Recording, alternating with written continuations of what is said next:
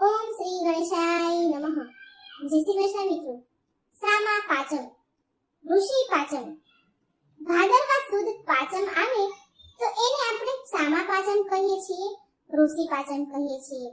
આ ઋષિ પાચમ ખૂબ પવિત્ર પાચમ છે. આપણા જાણે અજાણે થયેલા પાપને નષ્ટ કરનારી પાચમ છે. અને આ પાચમની વાર્તા મિત્રો પુરુષ માટે ખાસ છે. તો સરસ મજાની વાર્તા તમે સાંભળજો. વિડિયો સારો લાગે તો એક લાઈક જરૂર કરજો અને ચેનલને સબસ્ક્રાઇબ પણ જરૂર કરજો. વિડીયોને શેર કરવાનું ભૂલશો નહીં, કારણ કે ભગવાનની કથાઓ લોકો સુધી પહોંચાડવી અને સંભળાવી એ પણ એક બહુ પુણ્યનું કામ છે. માટે વિડીયોને શેર પણ જરૂર કરજો. તો મિત્રો પૂરા ધનથી, મનથી, તનથી આપણે આ વાર્તા સાંભળીશું. ઓમ નમઃ શિવાય. ઓમ નમો ભગવતે વાસુદેવાય. ઓમ ગણપતે નમઃ. પહેલાના જમાનામાં પુરુષો ખેતી કરતા હતા, ખેડવા જતા હતા, એટલે ખેતર ખડતા ખેડતા જીવજંતુઓ મરે. અને હવેના પુરુષો ખેતી નથી કરતા, ગામડાના કરે પણ શહેરના લોકો ખેતી ન કરે, વાહન ચલાવે છે. એટલે વાહનો નીચે ઘણા બધા જીવજંતુઓ કચડાઈને મરે છે. એટલા માટે પાપ લાગે છે. જાણે અજાણે આ આપણાથી પાપ થયેલા કહેવાય. એટલા માટે આ પાપોમાંથી મુક્તિ મેળવવા માટે આ સામા પાચમનું વ્રત પુરુષોએ પણ કરવું જોઈએ. અને સ્ત્રીઓ જ્યારે માસિક ધર્મમાં હોય એ વખતે જાણે અજાણે જે પાપ થતા હોય તેના નિવારણ માટે, એ પાપોમાંથી મુક્તિ મેળવવા માટે આ ઋષિ પાચમનું વ્રત કરવામાં આવે છે. તો ચાલો જાણીએ સામા પાચમની વાર્તા. એક ગામમાં એક ખેડૂત રહેતો હતો. તે ખેડૂત તેની પત્ની અને બાળકો સાથે ખૂબ ખુશ હતો. હવે એકવાર ભાદરવા સુદ પાચમ આવી એટલે એ દિવસે ખેડૂતો ખેતી કામ કરે નહીં. બળદોને તે દિવસે પોરો આપે. આ ખેડૂત સામા પાચમનું વ્રત રાખતો હતો, એટલે તે દિવસે એને કોઈ ખેતરનું કામ કરવાનું નહોતું. તો એને થયું કે આજે તો ખેતી કરાય નહીં, પણ આંગણે જે ઢોર બાંધ્યા છે એના માટે ખડ ઘાસ વાળતો આવું, ભારો લેતો આવું. આમ વિચાર કરી ગાડું જોડ્યું અને ગાડું લઈને તે તેના ખેતર ગયો. એણે તો ખૂબ જ ખડ વાઢ્યું અને ઘાસનો ભારો બાંધીને ગાડામાં નાખ્યું. પણ ખેતર વચ્ચેથી બળદને હાંકવાના હતા. ત્યાં પાક ઊભો હતો લીલો, તેમાંથી એને ખેતરમાંથી બળદોને હાંકવાના હતા. અને બળદ ઊભા પાકને ખાવા માટે ક્યાંય પણ મોઢું ન નાખે એ માટે બળદના મોઢે એણે બાંધી દીધા. દોરડેથી જે સિકોડું આવે એ મોઢે બાંધી દીધું, જેથી બળદો લીલો પાક ન ખાય. ખેડૂત ગાડું લઈને ઘરે આવ્યો. હવે આ દિવસે બધાય ગામડામાં આ વ્રત કરતા સામા પાચમનું. એટલે પાદરમાં બધા જ ભેગા થાય. કોઈ રાસ રમે, કોઈ બીજું કંઈ કરે. જેને જેવો શોખ હોય તેવી રીતે લોકો ભેગા થઈને આનંદ કિલોલ કરે. એટલે ખેડૂતને પણ પાદરે રમવા જવાની ઉતાવળ હતી. તેથી તેણે બળદોને ગમાણમાં બાંધી દીધા, ઘાસ ચારો નાખી દીધો અને ઉતાવળે ગામના ચોરે આવતો રહ્યો. પણ તે ઉતાવળમાં જે બળદના મોઢા બાંધ્યા હતા, જે સિકોડું મોઢે બાંધ્યું હતું દોરડાનું, એ મોઢેથી નીકાળવાનું ભૂલી ગયો, એ ખોલવાનું ભૂલી ગયો. હવે આખો દિવસ બળદ ભૂખ્યા રહ્યા. ઘાસચારો ખાય પણ કેવી રીતે? આ ખેડૂતના પિતા થોડા દિવસો પહેલા દેવલોક પામ્યા હતા. તેથી તેના ભાઈઓ અને પરિવારના લોકો પાચમ ઉજવે એટલે પાચમ માટે ભાઈઓ એના પરિવારના લોકો ફરાળ ખાવા આવવાના હતા. એમને ફરાળ કરવાનું આમંત્રણ આપ્યું હતું. હવે આ ખેડૂતની પત્નીને એમ થયું કે બધા સાંજે ફરાળ કરવા આવશે, તો લાઈને સામાની ખીર બનાવું. એટલે એની પત્નીએ ફળિયા વચ્ચે ચૂલો બનાવીને મોટા તપેલામાં સામાની ખીર બનાવી. ખીર થઈ ગઈ તૈયાર એટલે તેને ઠરવા મૂકી અને ખેડૂતની પત્ની પાણી ભરવા કૂવે ચાલી ગઈ. હવે આંગણામાં એક કૂતરી પાળેલી હતી એમણે. જે કૂતરી એને જે પણ બટકું રોટલો આપે એ ખાઈ અને ખેડૂતના ઘરનું ધ્યાન રાખતી. બંને દંપતી પતિ પત્ની જ્યારે ખેતરે ગયા હોય તો આ કૂતરી એમના છોકરાઓનું ધ્યાન રાખતી. હવે કૂતરી ઘરનું ધ્યાન રાખીને બેઠી છે, પણ એવામાં બન્યું એવું કે ઉપરથી એક ગરોળી નીકળી અને ચાલવા જતા ખીરના તપેલામાં પડી. આ બધું કૂતરીએ જોયું કે ખીરના તપેલામાં ગરોળી પડી છે, દૂધની અંદર ગરોળી પડી.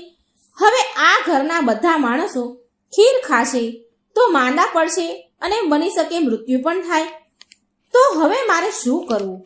કૂતરી ઊભી આમ બિચારી વિચાર કરે છે, વિચાર કરતી બેઠી છે. એટલી વારમાં ખેડૂતની પત્ની પાણી ભરીને આવે છે અને જેવો ફળિયામાં એને પગ મૂક્યો એટલે આ બાઈને દેખાય, એટલે કે ખેડૂતની પત્નીને દેખાય એવી રીતે કૂતરીએ ખીરના તપેલામાં મોઢું નાખ્યું. એટલે ખેડૂતની પત્નીને રીસ ચડી કે અમારું જ ખાય છે અને અમારું જ બગાડે છે. મેં આજે બધાને પરિવારના લોકોને જમવાનું કીધું હતું, આ બધા આવશે તો હું એમને શું આપીશ? આ કૂતરીએ તો ખીર હેઠી કરી નાખી.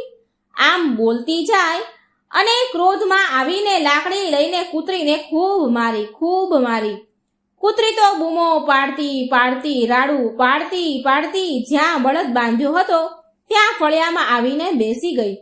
પછી ખેડૂતની પત્નીએ ફરી દૂધ મંગાવીને ખીર બનાવી, બધાએ ફરાળ કર્યું અને પછી સૌના ઘરે બધા ચાલ્યા ગયા. અને રાત પડી એટલે જે આ ખેડૂત છે તે ફળિયામાં ખાટલો ઢાળીને સૂતો હતો. બાજુમાં કૂતરી રાડું નાખી રહી હતી, રડતી હતી. ખેડૂતની પત્નીએ ખૂબ માર માર્યો હોવાથી એ કૂતરી તડફડી રહી હતી. આ સાંભળીને બળદ બોલ્યો કે આટલી બધી શું આમાં રાડો પાડી છે? શું નકરો દેકારો કરી રહી છે? આ જો, હું સવારનો ભૂખ્યો છું. આપણો દીકરો મને અહીં બાંધી ગયો અને મને ઘાસ તો નાખ્યું, પણ મારા મોઢેથી શીકડું કાઢ્યું નહીં. મારું મોઢું બાંધેલું જ છે, હજી મારા મોઢેથી દોરડું કાઢ્યું નહીં. હું શી રીતે ખાઉં? અને તારી પણ ભૂલ તો છે જ ને. તને ખબર છે કે બધાને ખાવા માટે ખીર બનાવી છે, તો તારે શું કામ ખીર હેઠી કરવી જોઈએ? આ સાંભળી કૂતરી બોલી, તમે પણ સાંભળો તો ખરા, મેં કાંઈ ખીર અમથી હેઠી નથી કરી. એ ખીરમાં ગરોળી પડી હતી, અને જો એ ખીર બધા આપણા પરિવારના ખાત તો બધા હેરાન થવું પડત, બધા મૃત્યુ પણ પામી શકત. એટલે મેં જાણી જોઈને આપણી વહુ મને જુએ એમ ખીરમાં મેં મોઢું નાખ્યું. હવે આ ખેડૂત બાજુમાં સૂતો હતો, એ આ પશુઓની ભાષા સમજતો હતો. એટલે એ બેઠો થઈને બળદ આગળ જઈને બોલ્યો કે તમે કોણ છો અને તમે આ શું વાતો કરી રહ્યા છો? ત્યારે બળદ કહે છે, બેટા, હું તારો બાપ છું. મને જ્યારે મૃત્યુ આવ્યું ને ત્યારે મારા મનમાં એક આશા હતી કે હજી થોડું વધારે ભગવાને મને આયુષ્ય આપ્યું હોત તો હું મારા દીકરાને ખેતરમાં કામ કરવામાં મદદ કરત. મારો દીકરો એકલો છે, આવા વિચારમાં મારું મૃત્યુ થયું તો ભગવાને મને બળદ બનાવીને તારા જ ઘરે મને પાછો મોકલ્યો કે જા તારા દીકરાને ખેતી કરવામાં મદદ કર. પછી કૂતરીને ખેડૂતે પૂછ્યું કે તમે કોણ છો? તો કૂતરી બોલી કે હું તારી માં છું. મને છેલ્લી ઘડીએ વિચાર આવતો હતો કે મારા દીકરાના સંતાન હજી નાના છે, ભગવાને મને થોડી વધારે જીવવા દીધી હોત તો આ દીકરાને હું સાર સંભાળ રાખત. મારા દીકરા કેટલા નાના છે, હું એની સંભાળ રાખત. માટે ભગવાને મને કૂતરીના અવતારમાં મને તારા ફળિયામાં મૂકી. માટે તમે બંને જણા ખેતરમાં જાઓ છો ને ત્યારે હું તારા દીકરાઓનું ધ્યાન રાખું છું. પણ બેટા, ખીરમાં ગરોળી પડી હતી એટલે ખીરમાં મેં મોઢું નાખ્યું હતું. વહુએ મને ખીરમાં મોઢું નાખતા જુએ એમ મેં ખીરમાં મોઢું નાખ્યું, જેથી કરીને કોઈ ખીર ખાય નહીં. એટલે મેં ખીર હેઠી કરી હતી, જેથી બધાનો જીવ બચી જાય. ખેડૂત આ સાંભળીને તો ચોંકી ગયો અને બોલ્યો, અરે રે, હે ભગવાન, મારા મા બાપ આવી રીતે મારા ફળિયામાં આવીને મને ઉપયોગ થતા હોય તો હે ધર્મરાજા, મારા મા બાપને બંનેને મુક્તિ આપો. હવે એમનું ઋણ ચૂકવાઈ ગયું છે. આટલું બોલી ખેડૂતે બળદ અને કૂતરી માથે હાથ મૂક્યો ત્યાં તો બળદ અને કૂતરી બંને નીચે પડી ગયા અને તેમના પ્રાણ પંખીડું ઉડી ગયા. બંનેને મુક્તિ પણ મળી ગઈ. બંનેનો ભગવાનના ધામમાં વાસ થયો. પછી તો જ્યારે સવાર પડી ત્યારે ખેડૂતે દૂધનું તપેલું ઊંધું પાડતા જોયું તો એમાં સાચે જ ગરોળી નીકળી. એટલે એને સમજાઈ ગયું કે વાત સાચી છે, મારું સામા પાંચમનું વ્રત ફળ્યું. મિત્રો, તો આ હતી સામા પાંચમની વાર્તા, સર્વ પાપોનો નાશ કરનારી વ્રત કથા. જો મિત્રો તમને આ વાર્તા સારી લાગે તો વિડીયો લાઈક, શેર ને સબસ્ક્રાઇબ જરૂર કરજો અને આ સામા પાંચમનું વ્રત પણ જરૂર રહેજો. જય શ્રી કૃષ્ણ. રાધે રાધે. Thank you.